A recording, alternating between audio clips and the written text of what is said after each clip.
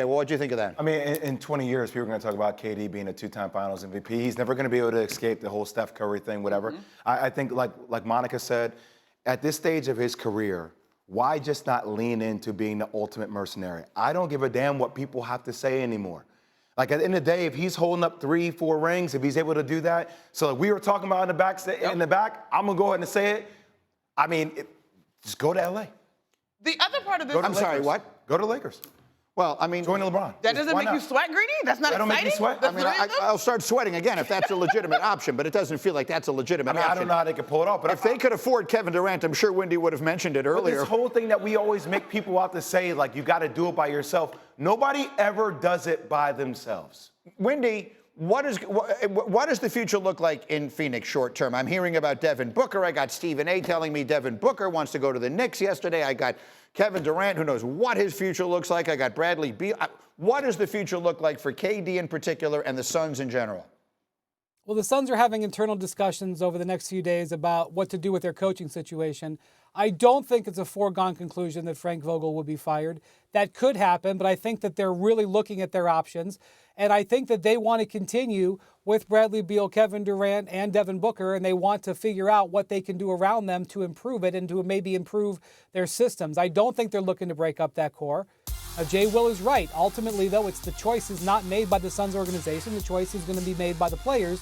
But Kevin went on the record after their disappointing loss 2 nights ago and talked about the importance of continuity. He pointed across the aisle to the Timberwolves and said that team has been together and look what matters. I don't think he's itching to do that. But I think the theme of the second half of KD's career is he's never been able to find happiness. He's been able to find incredible success on the court, but never find happiness. He didn't have it in Golden State. He didn't have it in Brooklyn. And now we're off to a rough start here in Phoenix. I'm not so sure moving again delivers that happiness. That's been the one thing he hasn't been able to acquire. He's acquired everything else. You know, Wendy, the one thing I don't want to happen is because everybody always, KD is a very polarizing player, and we always get to, well, either you win a championship or you're not good. Or, you know, you hear people online talk about, you know, KD's one of the most prolific scorers the game has ever seen.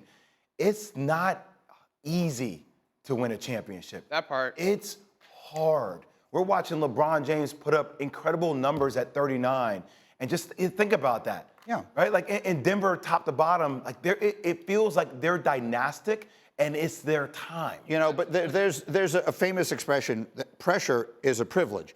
And the point is, this conversation about Kevin Durant only takes place because he's so good. We don't demand this stuff of people who aren't immortals. Kevin Durant is an immortal. He's going to wind up on this list of the greatest players that ever lived. And of them, he's done as little high-level winning as any of the rest. That's why we're having the conversation. No one is doubting his greatness. He's a great player. He's the best scorer I've ever seen. I've watched the game 50 years. No one has ever put the ball in the basket better than he does.